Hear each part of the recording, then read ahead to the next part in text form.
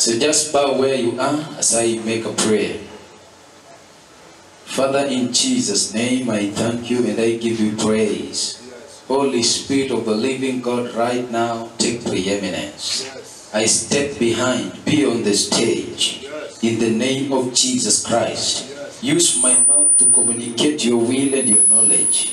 In the name of Jesus Christ. Direct me to say what you want me to say, Holy Ghost. Jesus, we pray and we believe. Amen. Amen. Amen. Praise the name of the living God. Amen. Praise the name of God again. Amen. Yesterday we were talking about faith. Amen. And I believe we were blessed. We were speaking about faith and we read the book of Hebrews chapter 11 verse 1 and we say that now faith is the substance of things hoped for, the evidence of what is not yet seen, the evidence of what you don't see. Meaning faith gives you an evidence of what you don't see. You hold it yet you're not seeing it with your eyes. The Bible says even God created the earth by faith. Amen. This earth God created it by faith because he had not seen what he was creating.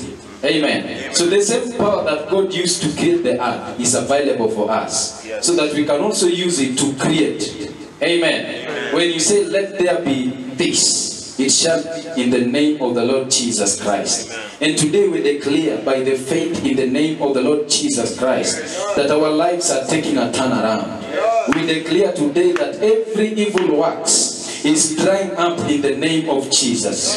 We declare that this is our year of flourishing in the name of Jesus Christ. Our finances are rising high in the name of Jesus. We are getting opportunities. As I say, begin to see them in the spirit. We are getting opportunities in the name of the Lord Jesus Christ. Doors are opening. Destiny helpers are coming in our ways. We are gaining more knowledge. We are rising high as a church in the mighty name of Jesus. Remember, we are declaring using the power of God so that it can bring it into manifestation in the mighty name of Jesus Christ.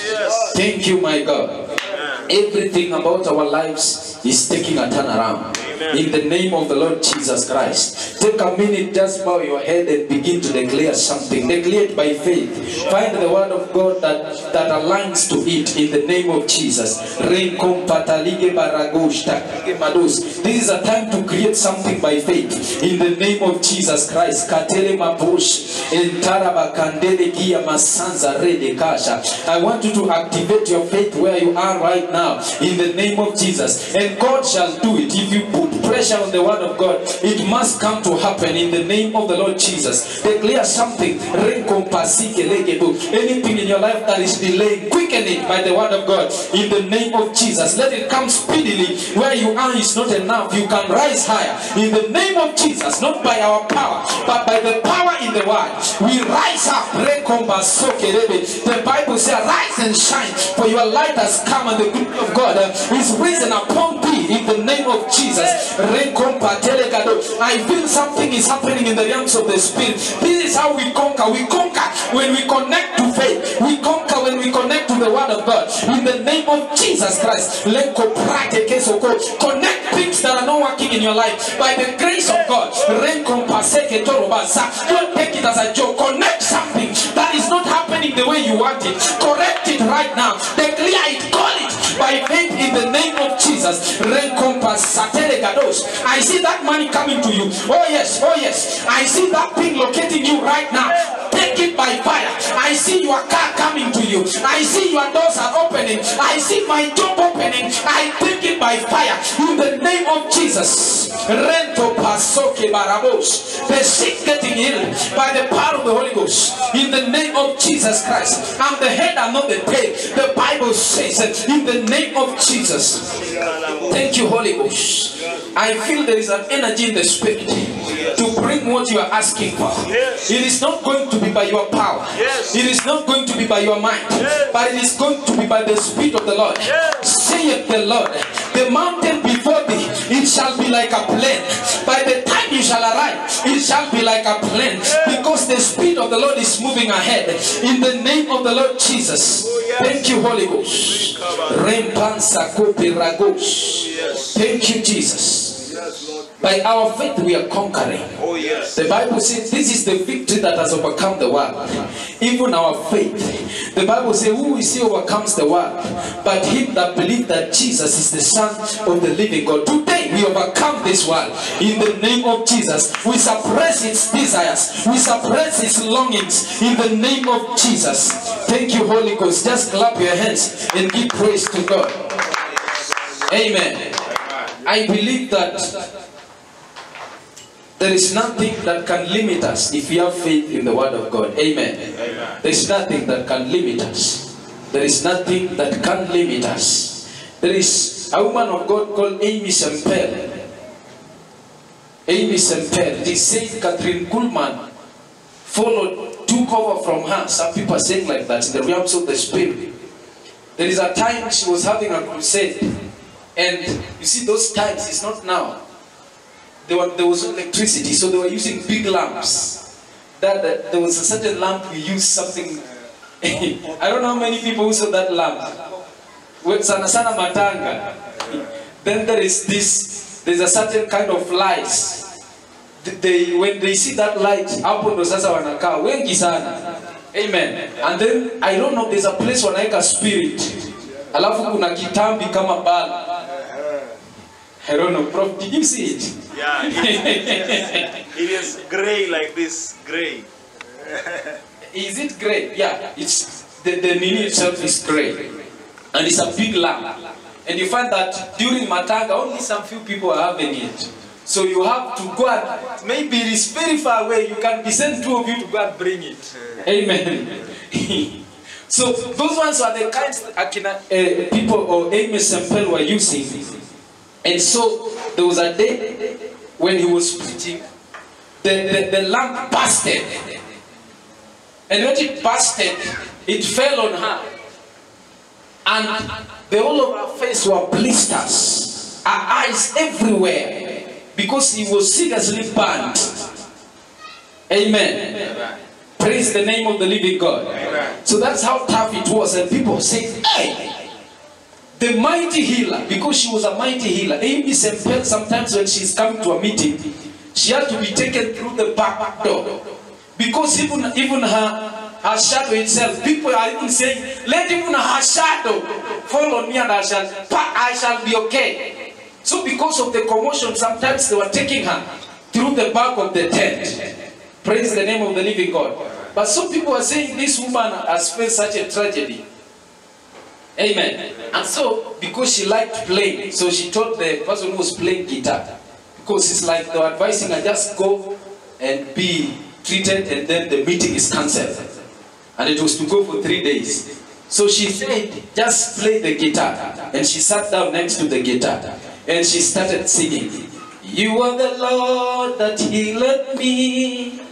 You are the Lord my healer. You sent your word and healed my disease. You are the Lord my healer. She sang the song in the Spirit, sang it in the Spirit, sang it into the Spirit, sang it in the Spirit until she forgot herself. People saw live. This is something that's written. And some people still testify. They saw the blisters disappearing. Oh yes. They saw, this was not something they were told, they saw the blisters disappearing one by one until her face became smooth. When they disappeared, many people stood from their wheelchairs. Many people stood from their sick bed in that place. And it was a mighty miracle. Praise the name of the living God. I've realized that God will do some things to activate your faith. Amen. There are some things that God will do intentionally for you. And to you they will appear that they are very bad. But God wants to provoke the faith you have been keeping for a very long time. Praise the name of the living God. Sometimes when your business is doing well, something will come in the midst of nowhere. Because God wants to make you bigger. And He has seen where you are very much comfortable. So he wants to provoke you so that you can give him a title deed. You can give him a reason for doing something bigger. Praise the name of the living God. Amen. I believe that today God is doing something bigger in our lives. In the name of Jesus. Amen. If we believe in God, something is going to happen in the name of the Lord Jesus. Oh yes. Today I want to speak about something different. Amen. Amen. Today I want to speak about something different. And I want to speak about the mystery of giving. Amen. Amen. The mystery of giving. Amen. Amen. Allow me to begin by saying that giving is a mystery. Amen. Amen. Giving is a mystery. What is a mystery? Mystery is something that is difficult or impossible to explain. Because the Bible says, give and it shall be given to you. Give and then you shall get. For example, right now, if the only thing I have is my laptop, and then I've been told to give it, by giving it, I've not received anything. It has left me. Yet we are being told the opposite. That if you give is when you increase. How can you increase by giving what you have? You cannot explain such a thing. If I tell you to give everything you have, then you'll increase. You are losing. Amen. So it's a mystery that can only be explained, that we can only understand by faith. Do you know what you cannot understand sometimes? The only option is to believe. Yes. Amen. Amen. You just believe God can do it. Maybe you have never seen it. Amen. Sometimes if you can't understand it, you just believe it. Amen. So today we want to speak about the mystery of giving. Amen. Amen. Number one thing I want to point out, that our God is a giver. Amen. Amen. If you think about God and you don't think about giving, then something is wrong. Do you know most of the time we think about God, 99% we think about the things He has given. Many times if we think about God, what comes to our life? He forgave our sins. And today I'll make you know that even forgiving is a giving. If you forgive, you give. That's giving. That's in fact, it is the highest level I've discovered so far of giving. Praise the name of the living God. Amen. So number one thing, that our God is a giver. Amen.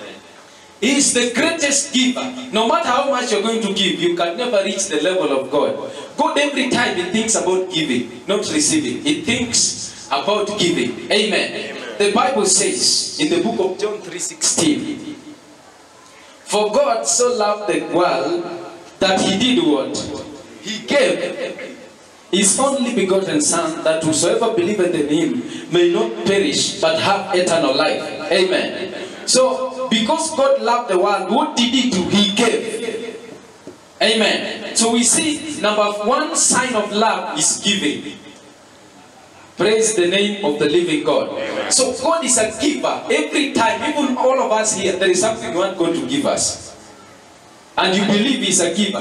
Me, I want a job. You want your business to expand.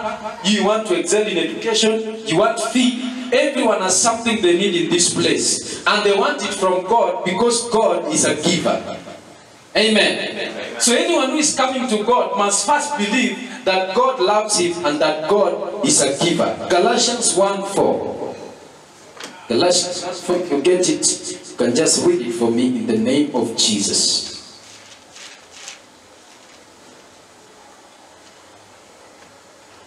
Verse 4, it says, who gave himself, verse 3, let's ask, verse 3. Grace be to you and peace from God the Father and from our Lord Jesus Christ, who gave himself for our sins, that he might deliver us from this present evil world, according to the will of God and our Father. Who gave himself? Now, God gave Jesus, and Jesus also gave himself. Amen. I'll also begin to tell you that another higher level of giving is to give yourself. Amen. It's also another level of giving. But because Jesus loved us so much, He gave Himself. Do you know if you give yourself, it means you have given everything? Yes. Amen. Amen. If it reaches a point that it is now yourself you are giving, you have given everything. Amen. So if Jesus gave himself, it means he gave everything, including himself. Because what people protect most is themselves. I was watching some comedy around 2 days ago. And so there were some people who are frightening people. They pretend like they are ghosts. They are putting on things like ghosts. You go to the toilet, you open, you see a ghost, you run away. You meet them, you see a ghost, you run away. And then there's also someone who was taking a dolly. It's like a dolly, so it's made like a human being. You might think it's a human being. And you see he's using the power source to cut it. So if you see it, you think he's cutting a real human being and you run away. Amen. So he did that, and somebody was having his girlfriend was passing by. Amen. And all of a sudden they saw that person cutting someone, and the person saw them coming. The guy left his girlfriend and ran away. The girlfriend fell down. The guy ran away. He was protecting himself. Amen. Yeah. That's what I'm saying. What somebody will protect last is himself. You will take everything that belongs to him. You will feel very bad. But now when it comes to him, you... Amen. He said, but I lose my girlfriend, but I live. Amen. So if it reaches a point Jesus gave himself, you can imagine. You can imagine what it means. Amen. So the Bible says he gave himself. So if God was not a giver, now one thing, we cannot be born again. If God can say from today, the way you are not a giver, you are not giving, I'm also going to be the same. My friend, all of us, we can die.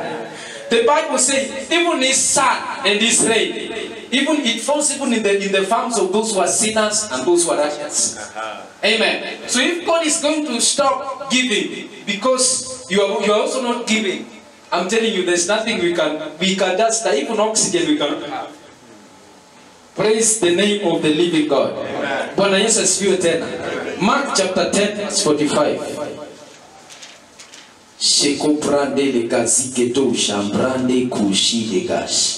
Mark chapter 10 verse 45. We want to move very fast. Shangando legebrizo zunzo banadosh. In the name of Jesus. The Bible says, for even the Son of Man came not to be ministered unto, but to minister and to give his life as a ransom for many. Amen. Jesus did not come to you that you may minister to him. He came that he himself, he can minister to you. And that he can minister to us. So that his life is given as a ransom to many people. Praise the name of the living God. Amen. So by that we understand that the greatest giver is God. And he demonstrated that by giving himself. No wonder Paul said, lay your life for one another. Lay your life for one another. He said, give yourself for other people. Amen. Because also God did the same. Amen. Amen. So I want us to speak briefly about the types of giving we have. You see, many times when we speak about give, the first thing we think about is money. So I say, me, I don't have money, there's nothing I can give. In fact, to me, I think money is in the lowest cadre of giving. If we have to speak, because the gift of God is priceless. You cannot measure it in terms of money. So if we want to measure our giving in terms of money, it means that our giving is not enough. Amen. Because the gift of God cannot be measured. It's greater than what you can measure with money. So if you want to measure your giving with money, then it's not going to be very powerful. So to me, giving money is very good. But to me, it's the lowest level of giving. Praise the name of the living God. Bwana Yesu asifiwe tena. Number one, I say, the highest level of giving is to forgive. Amen. Amen. Amen. Listen, forgiving is very important to an extent that God is saying you cannot be forgiven if you don't forgive. And the Bible says, not that his ears are too deaf that he cannot hear us. Amen. But our sins have blocked him from us. So if God does not forgive you, it means there is nothing you can receive from him. Amen. Once you are not forgiven, forget about you and God. He can give you nothing. He cannot even listen to you. Amen. So the reason we are saying that forgiving is the highest level if God wanted to give anything to man, it was to forgive. Yes. Amen. That's the major thing he did. The Bible says, why did Jesus come? That he may lay his life as a ransom to men. Amen. So you see, if you're not going to forgive, and you have not forgiven, you carry unforgiveness in your heart, and you will go somewhere and say, Bana, receive this thing I give you. You are wasting time. Amen. The highest level of giving is to forgive. In fact, forgive comes from the word Hebrew, which means kafar. K-A-P-H-A-R. Kafar means to cover. Original meaning of Hebrew, it means to cover. Amen. So what's happening is, if I forgive you, it means I cover what you did wrong. Amen. I cover it. I don't know if there is something we can use here. A closed container. But yeah, we can use. No, this is transparent. Let me use this. Amen. Let me put it here. This one can be good. And let me get this key. This key can help me.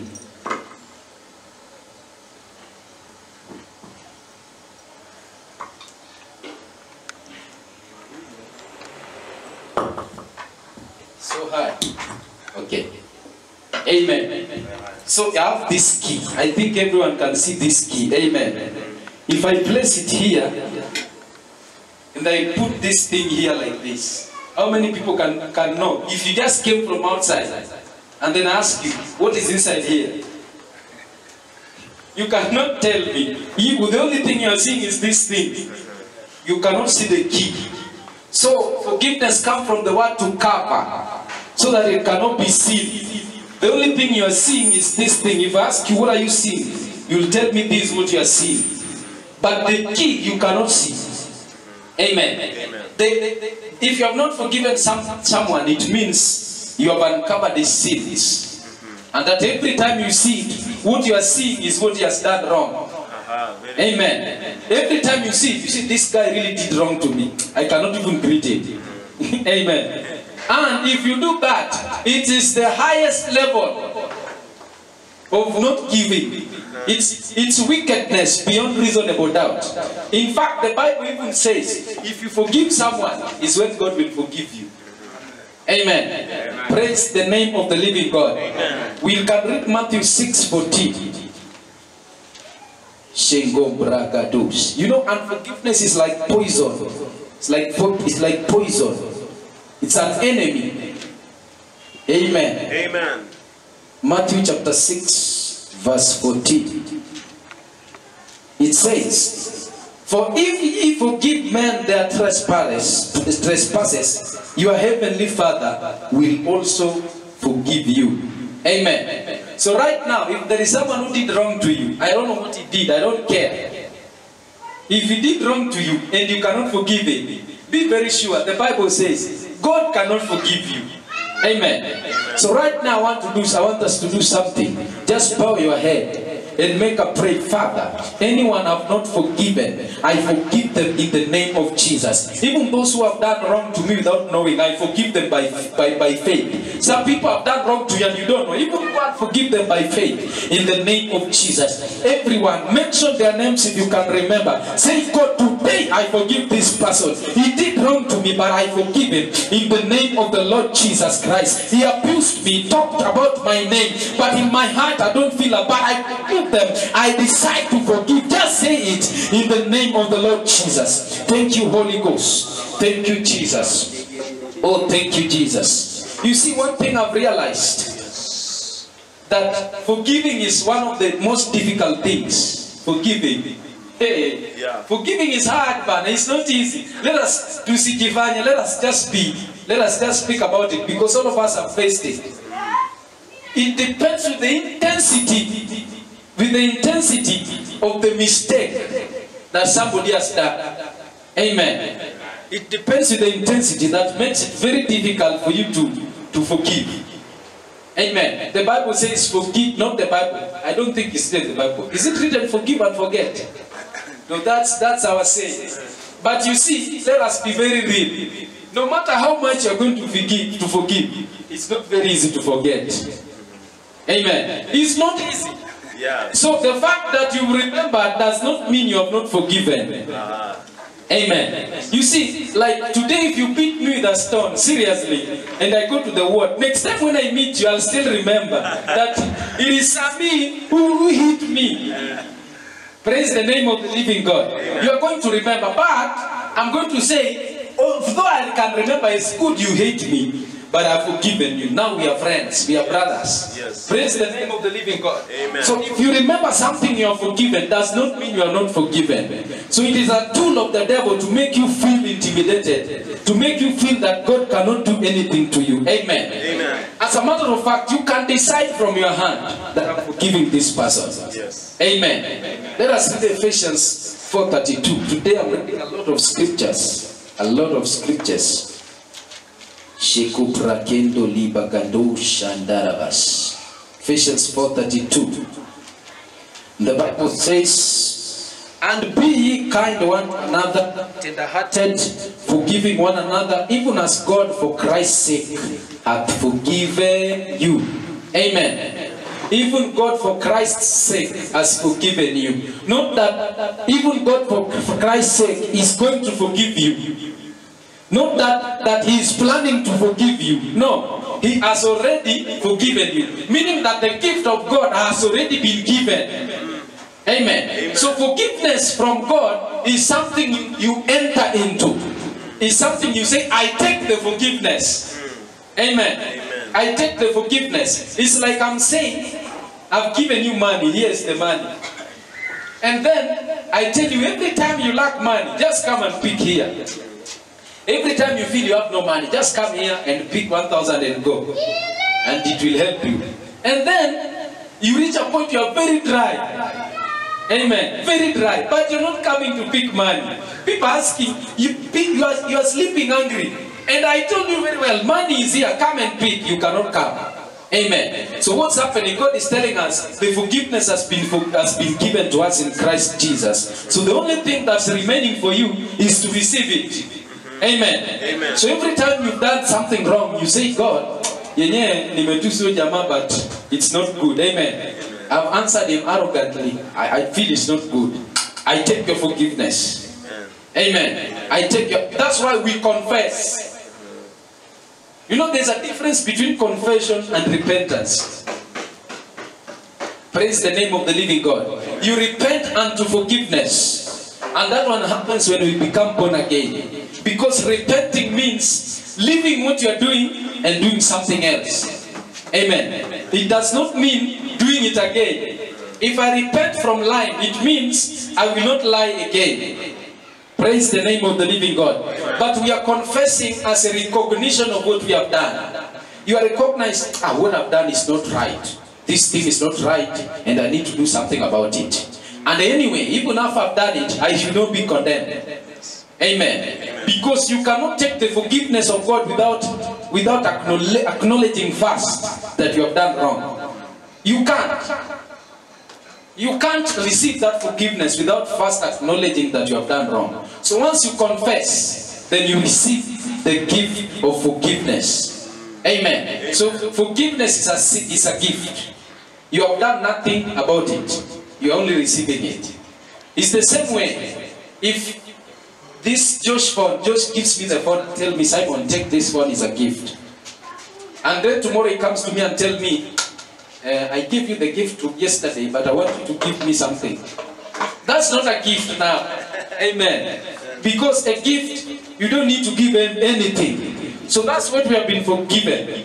We have been given the gift of forgiveness. So that if you take that gift, even if Jesus comes right now, I don't think you can't remain. If you believe in your heart that that's the forgiveness working for you, and it's not by your works, you can't remain. Oh, yes. Because if it was going to be by your works, it's going to be very hard. Because there's no one here who is perfect. No one. Sometimes you think you're perfect and you're not. Amen. You think you have done it well, yet you have just done it worse. Praise the name of the living God. Amen. Number 2. type of giving is giving into the work of God. Giving to the work of God. Amen. That's another level of giving. Amen. You come here and say that me, I'll buy a speaker. Me, the crusade we are going to have, I'm the one who is going to host the visitors. You see me, I'm going to do this and this and this, according to your ability. Amen. If you do that, you are giving to the work of God. I want us to read in the book of Malachi, chapter 3, from verse 8. Amen.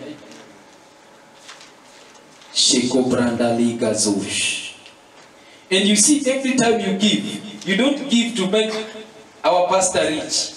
You don't give to make him rich. You give for your sake. That's number one. And number one, you give to obey God. Number two, you give for your sake.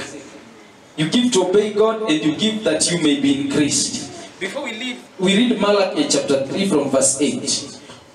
There are three things that can make the devil enter into your life and attack you. Three things. Number one, covenants. Number two, disobedience. Number three, ignorance. So that's why I'm saying that we are giving to obey God. Anytime you don't obey God, the devil is very wise, and he knows that here you have missed it. And he has been permitted to enter and do something that's going to interfere with your life. Amen. So if you disobey, it's like you're giving the devil a chance to enter into your life. So that's is going to connect to something we want to read right now. Malachi chapter 3 verse 8. Will a man rob God? Yet ye have robbed me. But ye say, wherein have I robbed thee? Then God is answering, in tithes and offerings. Praise the name of the living God. Amen. And he says, bring ye all the tithes into the storehouse, that there may be meat in mine house. And prove me now herewith, saith the Lord of hosts, if I will not open you the windows of heaven, and pour you out a blessing, that there shall not be room enough to receive it.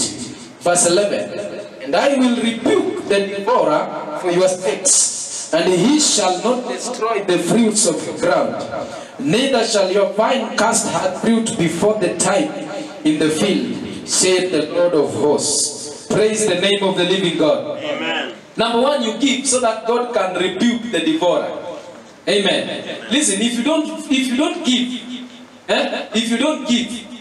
God will even, the devil will even cause a tragedy to happen to everyone just because he's timing you. Amen. Or it is where you are doing business that will burn. Other places will not burn. Amen. Listen, there is nothing that you are doing that the devil cannot interfere with. He can. But the Bible says that he may rebuke the devourer. Praise the name of the living God. Even if I'm employed, the devil can bring a crisis in the company, and it can go bankrupt, and I can be dismissed. Amen. So for you to guard everything you are doing, guard your business, guard your job, guard your money, guard your farm. The Bible says, bring your tithe and bring your offering, and bring all of it. Amen. There is something here that the devil sometimes tells me when I want to give my tithe. He tells me, but even God will understand, this money is little and you have a lot of things to do. Amen. This thing is little. It's just 2K, and the money you need is 5K. Imagine, it's not even enough. So God is going to understand that this situation is very hard. Amen. God is not going to understand. There's nothing like that. He is not going to understand. Because the only thing put there, if you want more, you give. Praise the name of the living God. That's why we are seeing, sometimes we say sow. So it's like a seed so that it can bring more. Amen. If you plant one seed of maize, it will bring, it's called 1 cup of maize. Amen. A lot of it. So there's an increase. If it grows, it goes into the ground and die. So what you are giving must leave you, and it must die. Is when you will receive. Amen. I can't cheat you. If you give today, I can't promise you that you will receive today. That's going to be a lie. Amen. Sometimes you can give today and receive today, but sometimes you can give today and receive later. Yes. And one thing you have to know, God gives you according to what you have given. Amen. So sometimes because you are giving little, and God does not want to give you very little, He might leave you to give that little until it becomes much, so that when He's giving you, you get something good. Hey. Amen. Hey. Amen. Hey. You always give 50 bob, but God is saying, now if I give this person 100 shillings, so He's waiting for your 50 bob to reach 1,000, so at least He can give you 5,000. Praise the name of the living God. Amen. Praise the name of God. So according to what you give, is what's going to. So sometimes God is doing us favor by just accumulating for you. Amen. So sometimes He say, give, it shall be given to 100 times. So if you give 50 times 100, that's 5,000. 5,000, what can you do with 5,000? Tomorrow you have nothing. You just buy a shoe 1,000 and you remain with 4,000. You don't have a phone. You buy 2,000. You remain with 2,000. You have not paid your rent. Tomorrow you are coming here again. Amen. So 5,000 is very little. Even if you give Prof 5,000 right now, it's like you have just given him 100 shillings or just 50 bob. It's little. Amen. So sometimes God wants to accumulate it. Amen. So if you give, the Bible says that it shall also be given unto you. Amen. So we are supposed to have the mentality of giving and not the mentality of receiving. Amen. So every time we want to God, forgive me, give me. God, give me a house, give me a job. God, give me good health. Give me. Even God is tired of listening to you, give me. God wants somebody who is coming and addressing him. God, you know, I just want to go and visit that guy. So he doesn't have a shirt. I want to go and give him 5 shirts, but I have money for giving him 2 shirts. So God, I pray that you provide me the money of buying the remaining 3 so that I can take tomorrow. Where God is just laughing, say, yeah, this is my guy. Amen. And you see, instead of giving you money for buying 3 shirts, He's going to give you money that can even build your house also. So you're going to realize from the money He has given you, you can buy 5 shirts and remain with money for even building a house. Amen. So if you go to God with a giving mentality, He gives you more, not with a receiving mentality. Amen. As a matter of fact, anytime God blesses you, He blesses you so that you can be a blessing to someone else. Amen. Every time God increases you, He increases you that you might also increase somebody who is in trouble. Praise the name of the living God. Amen. Number 3, level of giving. Types of giving. Sowing into the anointing. Amen. Amen. Praise the name of the living God. Amen. You know, different people carry different anointings. Amen. It doesn't matter. Even if I'm imparted by my father, my dad, he will realize that there is a certain anointing working in my life that is somehow different, that is somehow unique. Amen. And so that is an anointing given to me by grace. Praise the name of the living God. Amen. There is an anointing working in some that even me, no matter how much I try. It was Prof who was saying that he's poor in doing door-to-door. Somebody was also saying he's very poor in doing door-to-door evangelism. Amen. But there are some people, though he can pray for someone and the person does not get healed, though he doesn't have money, but the level of his evangelism is too high. Anyone he meets, praise the Lord. Are you born again? God loves you so much. Just come to the church. Amen. Anyone he meets, yes, if he doesn't say that, he feel uncomfortable. That's an anointing working in his life. Praise the name of the living God. And you see, the anointing that you embrace is the anointing that will work for you. Amen. So if I see that Prof has anointing for money, yani money just follow him. If he's seated there, somebody just call him. If our dad may be having anointing of money, when money want to dry in his pocket, somebody cannot sit where he is. He says, God, I was feeling very uncomfortable to give you this 1,000. An anointing to track money where money is. Amen. So if I don't have the ability to understand the anointing working in someone, I cannot partake of what is working inside him. It doesn't matter if the person is ignorant. I was listening to a man of God who was saying that he respects a lady who has successfully raised 10 kids. And him, he has not even raised one. So what makes him not to respect that lady? Because he says he can even kneel so that the lady can pray for him. Because the anointing of raising people is in that lady. All his children have gone to the university and all of them are rich. It means there is a dimension that she has access in the realms of the spirit. So if you saw in the life of someone, based on the anointing you have perceived in his life, you partake into that anointing. Yes. Praise the name of the living God. If you want to partake into the prophetic, you can, based on your perception, the time you are giving, you can tap into that anointing. So if I give to the church, I've given to God and God will give me. But I cannot receive the prophetic anointing because they sow into the life of prophet. Praise the name of the living God. So it's your work from today to find out the anointing working on people and to find out if that anointing is genuine and sow into it. If you want to preach well, amen. If you want to preach well, and you see somebody who is preaching very well, you can sow into that anointing, and with the time you will be able to divide the word the way the same person is doing, because it's grace. Praise the name of the living God. So, 1 Corinthians 9:11-14, the Bible says, if we sow spiritual things into your life, is it too much to reap physical things, material things from you? Amen. We want also to check another type of giving. We have giving advice, giving knowledge. Amen. Giving advice and giving knowledge. You know, sometimes what we need is advice and knowledge. Amen. You know very well that me have experience concerning this thing you are doing. And I've gone through it. And I know what you can follow and succeed. You can tell that person and you shall save that person millions of dollars, millions of cash.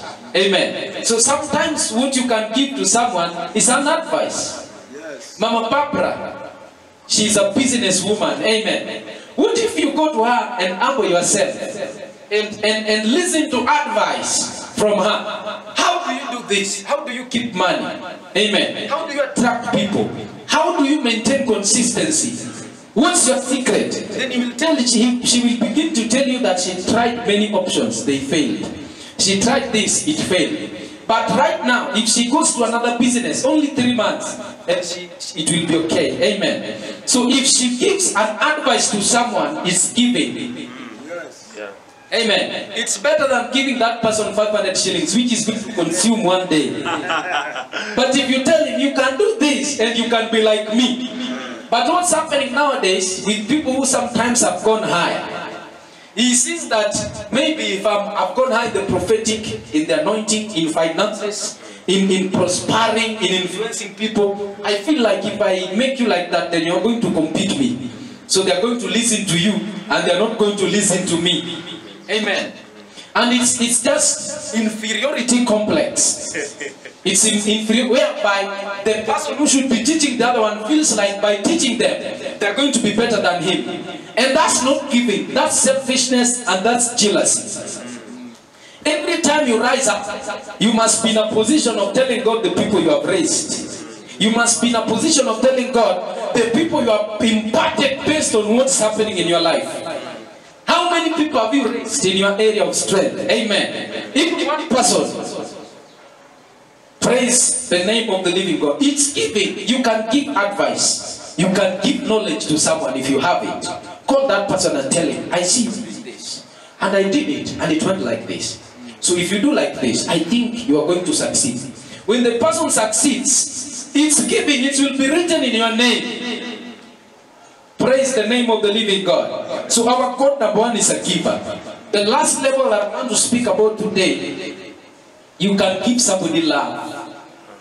Amen. You can give love. There are some people, what they want is love. The life taught them that everything is about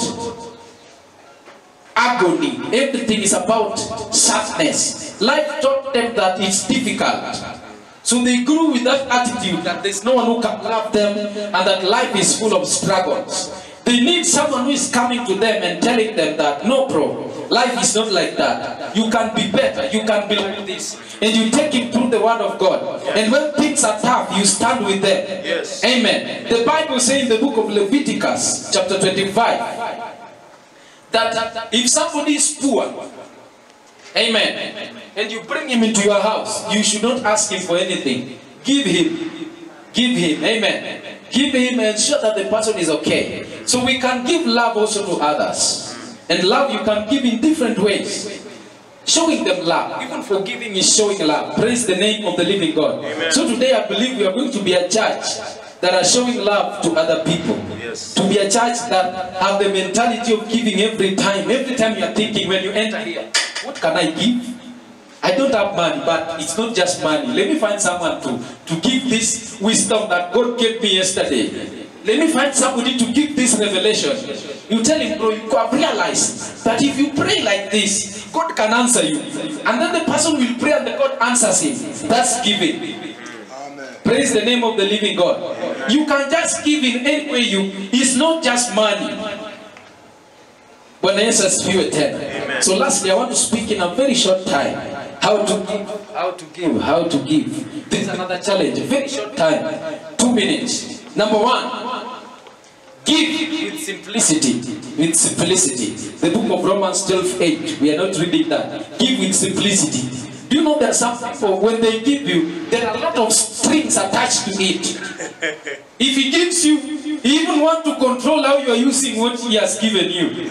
He has given you his phone, and he saw you gave another person.